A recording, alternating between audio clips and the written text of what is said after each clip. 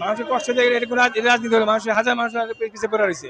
ওনারা শিক্ষক, জাতীয় মেরুদণ্ড, ওনারা যে কাজটা আমরা শিক্ষা নিব, ওনারা যদি অবস্থা করে দেশের মানুষের, তাহলে আর কি অবস্থা বলেন?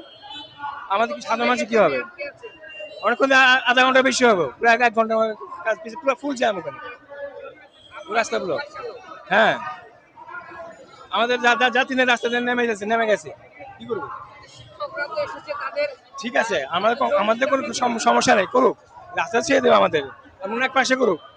রাস্তাটা পিছনে অনেক শেষ, রুগীর অ্যাম্বুলেন্স আছে, জরুরি থাকতে পারে মানুষ, তাই না? ওই কাজ থাকতে মানুষের, এটা কোনো কথা না। তার আমরা সম্মান করি, অবশ্যই সম্মানের পাত্র, তারা আমাদের স্যার।